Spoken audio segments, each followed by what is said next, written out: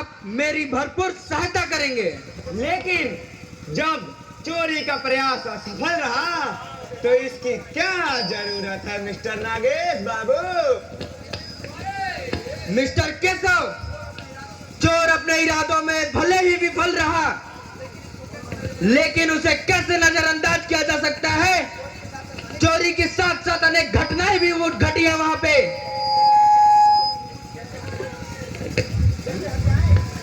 इतने हत्याएं। क्या हत्याएं? किसकी हत्या है? यह तो अभी पता चल ही जाएगा। सबसे पहले मैं आपसे कुछ सवाल करूंगा।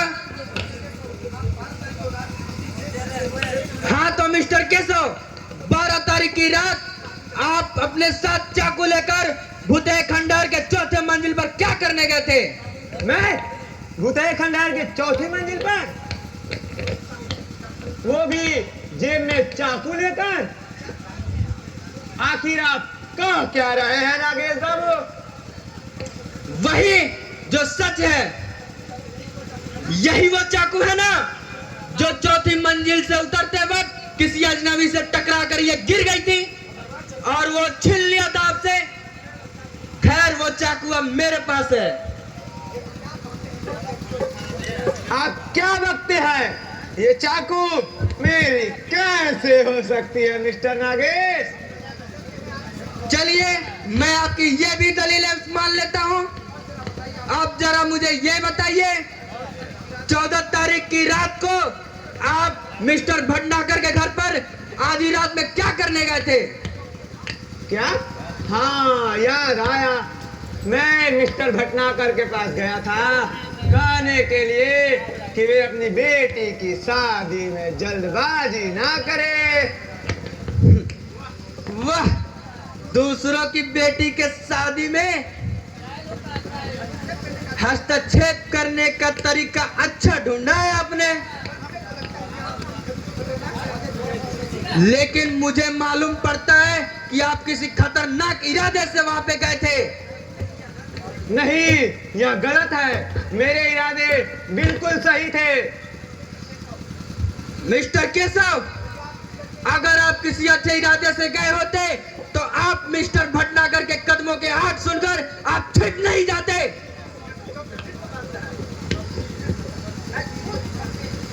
मैं तो चोर के भरम में छिप गया था।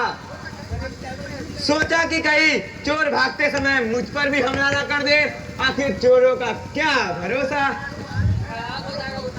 खैर आप यह तो बताइए, आप दीवान बहादुर के कमरे में जहर की शीशी लेकर क्या करने गए थे? क्या बकवास करते हैं आप? मैं वो भी दीवान बहादुर के कमरे में जहर की शीशी लेकर? आखिर मैं क्यों जाऊंगा?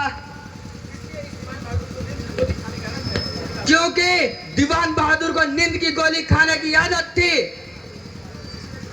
और ये वही शीशी है ना जिसमें आप नींद की गोली को जहर के रूप में तब्दील कर कर लेकर गए थे। यह सब तो गलत आरोप है मुझ पर। मैंने तो आज तक इस शीशी को देखा तक नहीं। पहचानने का तो सवाल ही पैदा नहीं होता। खैर भले आप नहीं पहचानते हो, लेकिन पुलिस पहचान लेगी और इस पर कातिल के उंगलियों के निशान भी ढूंढ लेगी। मिस्टर केशव, आप सपना के कमरे में किसकी हत्या करने गए थे? फिर वही इल्जाम, हत्या हत्या हत्या। हत्याओं का मैंने ठेका ले रखा है क्या मिस्टर नागेश बाबू? मिस्टर केशव, आदमी रिवॉल्वर में 6-6 गोलियां भरकर यूं आधी रात में किसी के कमरे में नहीं जाया करते।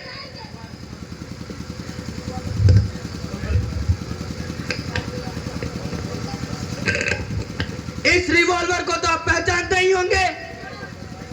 बिल्कुल, यह मेरा ही है।